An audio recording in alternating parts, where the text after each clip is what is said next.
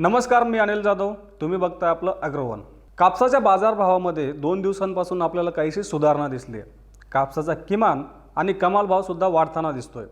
तर दुसरीकडे उद्योगांची शिखर संघटना असलेल्या कॉटन असोसिएशन ऑफ इंडिया अर्थात CII आपला उत्पादनाच्या अंदाजात काहीशी कपात केली आहे. मग नेमका CIIचा अंदाज काय आहे आणि या अंदाजामुळे कापूस बाजाराला काही आधार मिळतोय का आणि भविष्यामध्ये आधार मिळेल का? आणि सगळ्यात महत्त्वाचं म्हणजे मागील 2 दिवसांमध्ये कापसाच्या भावात किती वाढ झाली आणि सध्या कापसाला किती भाव मिळतोय याचाच आढावा आपण या व्हिडिओतून घेणार आहोत.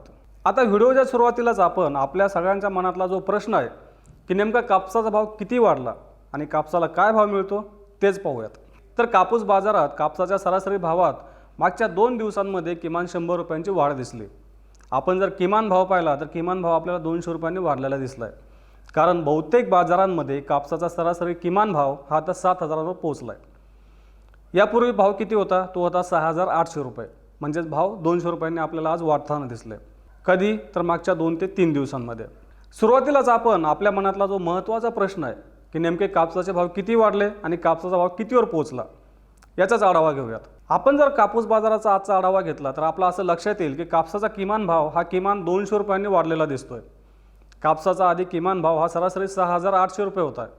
आता हाच किमान भाव हा सरासरी 7,000 रुपयांवर पोहोचला आहे.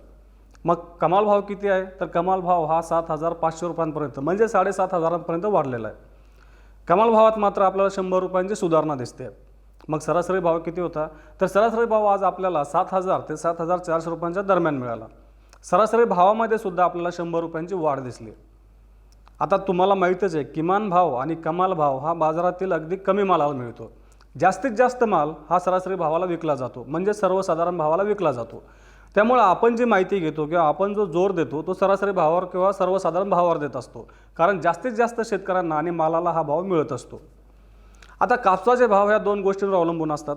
एक म्हणजे कापसापासून तयार होणारे रुई आणि दुसरं म्हणजे सरकी. आता रुईच्या भावामध्ये काहीसे चढ उतार सुरू आहेत. आंतरराष्ट्रीय बाजारामध्ये सुद्धा रुईच्या भावात मागच्या 2 दिवसांमध्ये बऱ्यापैकी सुधारणा झाली. आपल्याकडे सुद्धा भाव काहीसे स्थिर आहेत. पण आपल्याला जी काही समस्या आहे ती आहे सरकीकडून. कारण सरकीपासून ज्या 2 महत्त्वाच्या गोष्टी बनतात ते म्हणजे आपले सरकी पेंड म्हणजे ढेप जे आपण जनावरांना खाऊ घालतो आणि दुसरं म्हणजे सरकी तेल. आपण जर सरकी तेलाचा विचार केला तर आपल्याला असं दिसतं की खाद्यतेलावर जो काही दबाव आहे आयातीमुळं या दबावामुळे सरकी तेलाचे भावसुद्धा कमी आहेत म्हणजे अपेक्षित भाव मिळत नाही. मग आपल्याला जी आता भिस्त आहे आपली जी भिस्त आहे ती भिस्त आहे सध्या सरकी पेंड म्हणजे ढेपेवर. आता यंदा विविध कारणामुळं सरकी ढेपेमध्ये पुढील काही दिवसांमध्ये आपल्याला सुधारणा दिसू शकते. त्यासाठी वेगवेगळी कारणं आहेत. ह्या कारणांचा आढावा आपण एखाद्या वेळी एखाद्या सेपरेट व्हिडिओमध्ये घेऊयात. पण सध्या तरी आपल्याला एक असा अंदाज दिसतो की सरकी पेंड म्हणजे ढेपेमध्ये आपल्याला काहीशी सुधारणा दिसू शकते आणि याचाच आधार आपल्या कापूस बाजाराला मिळू शकतो. आता आपल्या मनातला आणखीन दुसरा महत्त्वाचा प्रश्न की या पुढील काळामध्ये म्हणजे महिन्या 1.5 महिन्यांमध्ये कापूस बाजार कसा राहू शकतो? म्हणजे वाढू शकतो, स्थिर राहू शकतो का कमी राहू शकतो? तर नेहमीप्रमाणे जसं आम्ही सांगतो की हो किंवा नाही किंवा नेमका आकडा किती हे जेवढं महत्त्वाचं आहे त्यापेक्षा सर्वात महत्त्वाचं आहे ते म्हणजे की नेमकं कशामुळं म्हणजे भाव वाढ कशामुळे होऊ शकते किंवा भावातील घट कशामुळे होऊ शकते हे पाहणं गरजेचं आहे. कारण ही जी परिस्थिती आहे ही परिस्थिती बाजारात असली तरच हे सगळं काही घडून येतं. आपण जर देशातलं आणि जागतिक बाजारातलं कापूस पुरवठ्याचं गणित पाहिलं तर यंदा सुरुवातीलाच म्हणजे सध्या आपल्याला जो काही भाव मिळतो तो हंगामातील नीचांकी म्हणजेच कमीत कमी भाव ठरू शकतो अशी शक्यता आहे. आता आपल्या देशातील कापसाचा हंगाम सुरू होऊन 1.5 महिना झाला आहे. आपण जर बाजाराकडे लक्ष दिलं तर आपल्याला असं दिसतं की कापसाचे व्यवहार वाढत आहेत. अनेक बाजार समित्यांमध्ये आता कापसाचे व्यवहार नव्यानं सुरू होत आहेत म्हणजेच मुहूर्ताचे सौदे पार पडत आहेत. यापुढील काळामध्ये त्या बाजारात आवकसुद्धा वाढून व्यवहारसुद्धा वाढू शकतात. तर दुसरीकडं बाजारात आवक वाढत असल्यामुळं कारण कापसाची पहिली किंवा दुसरी वेचणी अनेक भागात सुरू झालेली आहे म्हणजेच कापसाची आवकसुद्धा वाढू शकते. पण सध्याची जी आवक आहे ती सरासरीपेक्षा कमी आहे. त्याचं महत्त्वाचं कारण आहे घटलेलं उत्पादन. आता बाजारात कापसाचे व्यवहार सुरू होत असल्यानं जिनिंगसुद्धा सुरू होत आहेत. त्यामुळं आपल्याला कापसाचे व्यवहार वाढताना दिसतील. या सगळ्या कारणांमुळं आपल्याला कापसाच्या भावात पुढील महिना ते 1.5 महिन्यामध्ये किमान 500 रुपयांची सुधारणा दिसू शकते. आता तिसरा आणि महत्त्वाचा प्रश्न आहे की नेमका CIIचा अंदाज काय आहे आणि हा अंदाज आपल्या कापूस बाजाराला आधार देऊ शकतो का? तर CIIनं आपला दुसरा अंदाज जाहीर केला. आता आपल्याला माहीतच आहे की पहिल्या अंदाजामध्ये CIIनं 295 लाख गाठी देशात उत्पादन होईल असं म्हटलं होतं. पण दुसऱ्या अंदाजामध्ये CIIनं असं म्हटलं की आपल्या देशातलं कापूस उत्पादन 294 लाख गाठींवर स्थिरावेल. म्हणजेच पहिल्या अंदाजाच्या तुलनेत दुसऱ्या अंदाजामध्ये 1 लाख गाठींची कपात केली आहे. CIIचं असं म्हणणं आहे की हरियाणामध्ये कापसावर मोठ्या प्रमाणात बोंडअळीचा प्रादुर्भाव झाला. यामुळे काय होणार आहे तर हरियाणातलं उत्पादन जास्त कमी होणार आहे. हरियाणातलं उत्पादन 1 लाख गाठीने कमी होणार म्हणून CIAनं आपला दुसरा अंदाजसुद्धा 1 लाख गाठीनं कमी केला आहे. आपण जर CIAच्या या सगळ्या अंदाजाकडे बारकाईनं पाहिलं तर असं लक्षात येतं की उत्तर भारत म्हणजेच पंजाब, हरियाणा आणि राजस्थान या तिन्ही राज्यामधलं उत्पादन गेल्या वर्षीच्या तुलनेत कमी होणार आहे.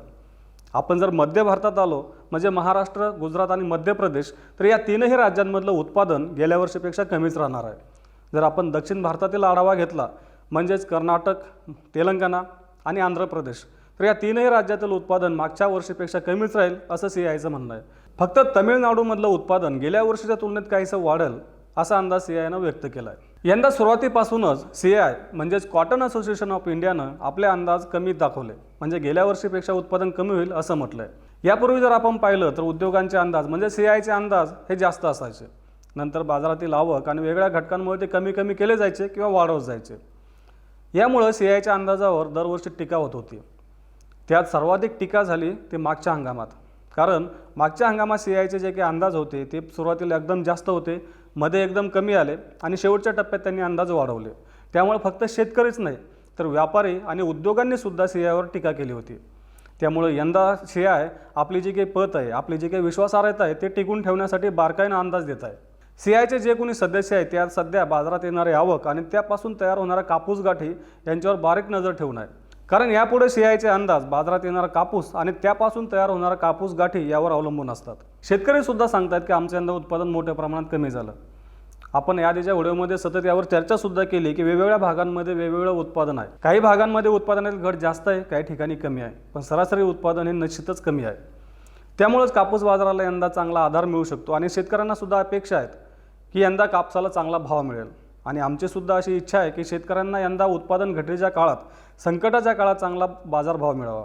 पण त्यासाठी शेतकऱ्यांना कापूस बाजार नेमका कसा बदलतो, कोणते घटक पुढे येतात आणि त्या घटकांचा आपल्या बाजारावर काय परिणाम होतो याचा आढावा घ्यावा लागेल, स्वतः अभ्यास करावा लागेल आणि ह्या आढाव्यानुसार, या अभ्यासानुसार योग्य विक्रीचं नियोजन करावं लागेल.